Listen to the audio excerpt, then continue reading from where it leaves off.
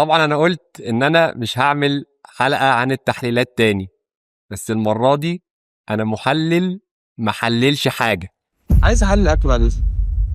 هحلل اكل ازاي زيرو كارب. طب وعاوز تحليل، انا عايز اكل النهارده. فاكرين ساعة فيديو البروتين بارز لما قلت يا جماعة اللي مش مصدقني ابعت لي، قول لي انا مش مصدقك وهبعت لك فلوس التحليل فودافون كاش وروح حلل بنفسك. خد عينة حلل فودافون كاش على حسابي، بس هاتها عشوائية، هاتها عشوائية. ساعتها في ناس كتير اتقلبت عليا نصين، اللي ما كانش مصدقني واللي كان فعلا مقتنع. قبل ما احكي حلقة النهاردة او هقول ايه اللي هيحصل في حلقة النهاردة، عايز اقول لك ان اكبر دليل على صدق كلامي في احدى الشركات المحترمه، اللي هي محترمه بعد ما حصل رد الفعل ده منها، شركه لايت بايت. وعملت ده في ستوري حتى الناس اللي متابعه على الانستجرام. بالصدفه البحته كنت داخل في سيركل كي ولقيت ان لايت بايت غيرت النسب، كتبت النسب بالظبط زي اللي انا كنت عامله. ده ان دل على شيء يدل اولا ان هم شركه كويسه سعوا ان هم يحسنوا، ثانيا لا كلامي كان صح. طيب سيبك من رد الفعل ده. ساعتها لما قلت الكلام ده دخل متابع، هو حتى مش عميل معايا، متابع عادي جدا، قال لي بقول لك انا مش انت قلت كذا كذا؟ قلت له اه. قال لي انا هروح احلل وراك وبعت لي فلوس فودافون كاش زي ما انا زي ما انت بتقول كده. انا هحلل وراك زي ما انت بتقول يا باشا ووريني اما نشوف. وانا دايما بحاول ابقى قد كلامي في اي حاجه بقولها، وبفضل الله اول ما قال لي كده قلت له اختار النوعين اللي انت عايزهم. فاكرين جرو بروتين كان عامل نوع كده زيرو كارب، ده كان اصلا شرارة القصة. قال لي انا هاخد دي، قلت له تمام. ايه تاني؟ ساعتها هو اللي بنفسه خد كمان ابو عوف، فخد عينة من اللي انا حللتهم وخد ابو عوف. انا نزلت تحليل ابو عوف للامانة، ما كنتش انا اللي محلله، ده كان الضيف بتاع النهارده اللي هيجي دلوقتي. والضيف ده زي ما قلت حرفيا، وهنشير الشات وهنشير الحكايه كلها وهسيبه بنفسه هو يتكلم يعني. وفي ناس اكيد هتعرفه لان يعني اصحابه بقى وبتاع، برضه هو في مجال الفتنس ولكن الام ام اي والحاجات دي. ابو عوف فعلا طلعت سليمه، وطبعا ما كنتش ذاكرهم في الفيديو القديم. والعينه اللي كانت قلت عليها ان هي مش مظبوطه في الفيديو بتاعي، قسما بالله زي ما قلت بالظبط. براء صديق انا اكتسبته صديق، غير ان هو متابع وكلام ده بين اصحاب يعني. وهيجي النهارده يحكي تجربته من اول ما بعت لي على الانستجرام. يلا بينا. الحمد لله على السلامه. الله يسلمك. براء صديق اللي ما كانش مصدقني.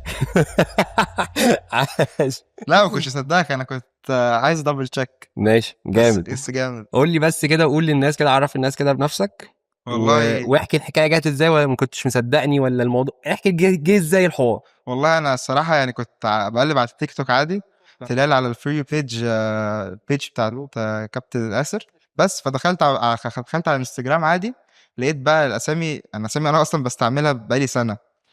طب ازاي يعني؟ ازاي الاسامي دي غلط؟ يعني الواحد المفروض يلاقي نيوتريشن فاكتس الحاجات دي، يعني عقبال ما حد يطلع نيوتريشن فاكتس بتعدي حاجات كتير عقبال ما يطلعوها تحاليل وبتاع. كلمته قلت له ايه الدنيا، قال لي خد يا باشا حلل براحتك. انا قلت له الصراحه يعني انا مش مصدق ازاي الحاجات دي غلط، انا يعني حرفيا بقالي سنه بستعملهم. اطلب يا براء دلوقتي من الويب سايت يا باشا، ولا من الاكونت بتاعهم.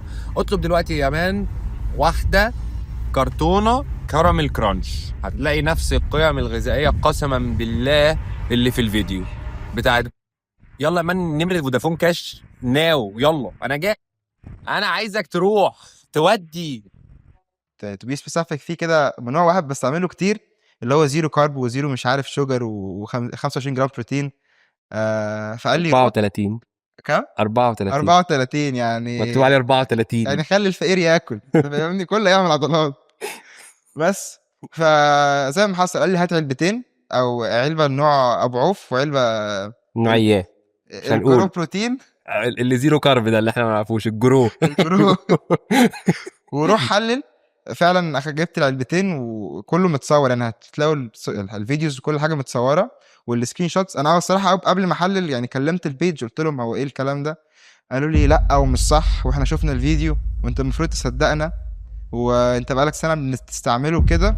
ف هم عارفين الهيستوري اصلا يعني بيبقى انا اصلا كنت عامل من اوردرز الشات. كتير جدا، مثلا فوق 2000 جنيه اوردرز بروتين بارز. هتشير الحاجه دي. هشيرها كل سكرين شوتس موجوده.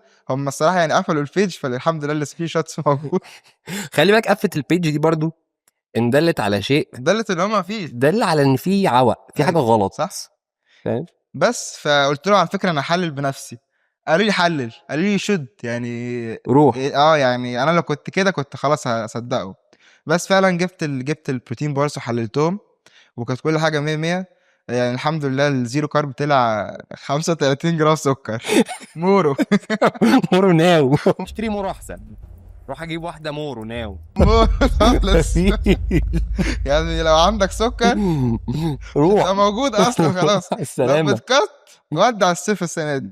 بس بعت لهم يعني الصراحه كل حاجه باسمي، انا اللي عملت كل حاجه.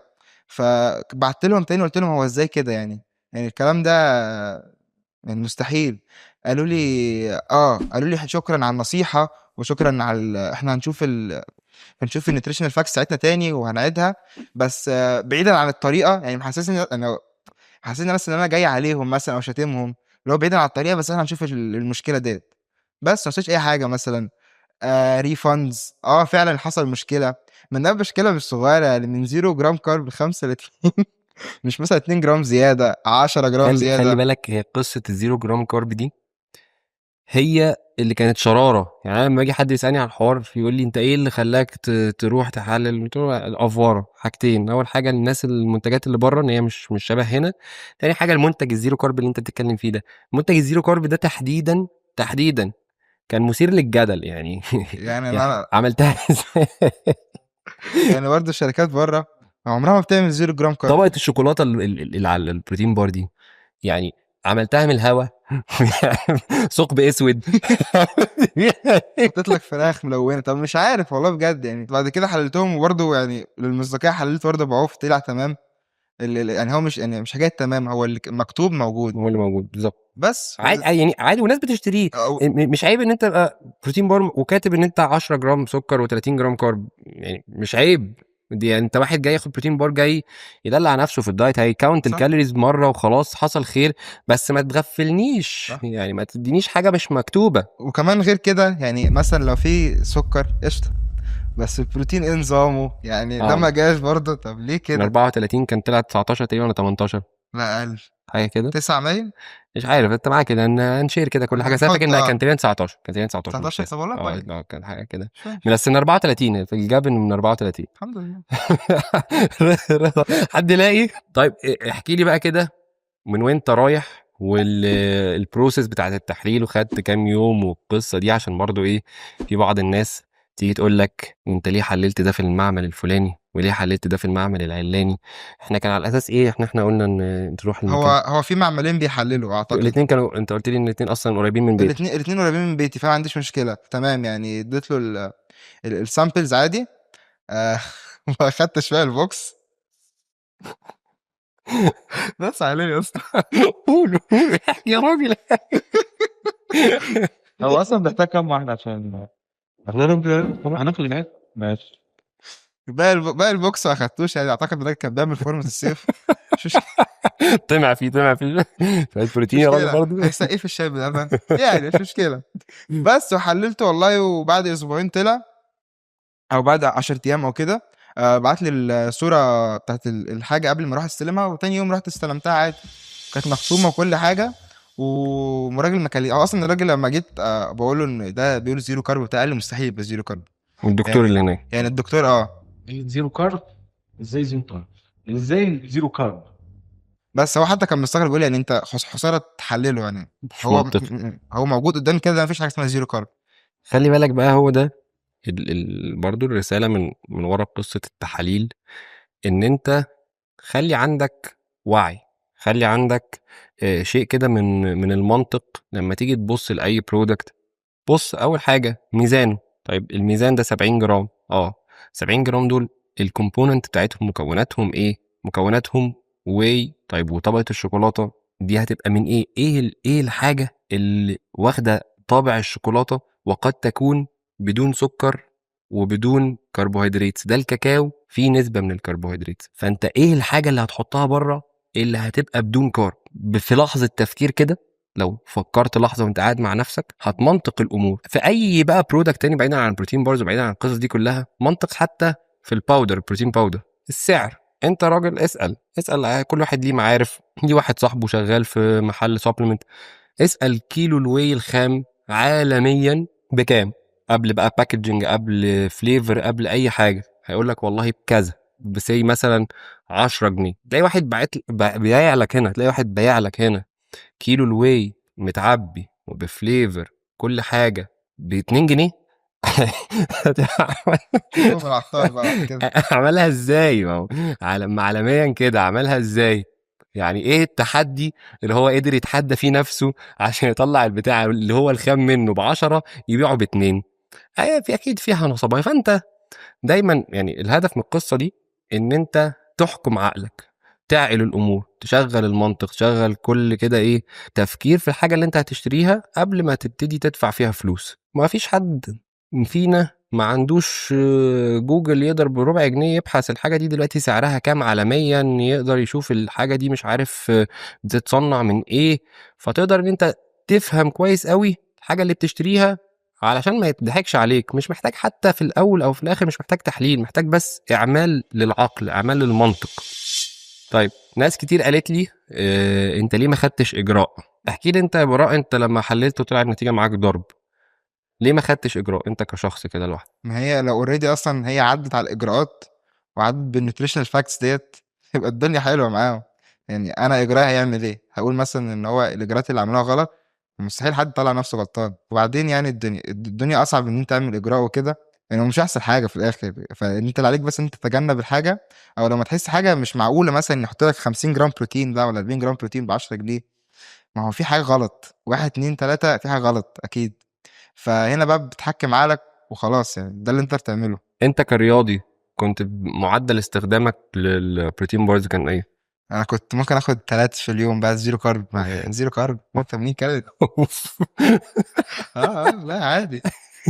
3. بعدين الصراحه انا يعني انا كنت مجرب نوع مستورد ولقيت فيه نتائج، فقلت خلاص بقى في مصري. تستخدم ايه مستورد؟ كويست. كويس، حلو. وكان 18 جرام بروتين 6 جرام سكر باين. ده الاشهر عالميا كويس. يعني وكنت قلت الصراحه كان طعمه حلو، بس هو حتى يعني كان الساعات القليله مفيش يعني شوكليت كود دي مش موجوده. اوكي. يعني هو عباره، عارف هو بار كده ملزق، فاهمني؟ كويس تعمل كده، حب يحطوا بس شويه شوفان ولا حاجه. شويه حاجات كده على الوش بس خلاص. بيبقى جامد. فانا قلت انا خلاص عملت نتائج بدوت. فلما استعملت البروتين التاني البروتين بارز اللي هي بقى جرو بروتين وكده، فلا مفيش. يعني حتى انا الصراحه برضو لما كنت بستعملهم كنت اوف دايت شويه، فعشان كده برضو ما لاحظتش قوي. بس انا يعني لو كنت بقون دايت مثلا وبكات، انا بجد كنت ممكن اعيط، لان واحد مثلا بيكات بيحسب الكالوري دي والكالوري دي وبيحسب كل ستاب وبتاع، في الاخر يطلع البروتين بار بتاعه مضروب، فاهمني؟ فبجد الموضوع صعب. كتير ناس كانت على القصص دي، كانوا بقى عن الناس الدايابيتكس والقصص اللي كان ممكن تحصل لهم، فكوارث. يعني انا مبسوط والله انا بالحلقه دي، ومبسوط ان احنا عملناها اخيرا. قعدنا من ساعات نقول هنعمل حلقه ونطلع مع بعض ونظبط الدنيا. وصلنا. يلا احنا بقالنا قد ايه؟ احنا محلل من قد ايه تقريبا؟ 3 شهور. لا مش 3 شهور.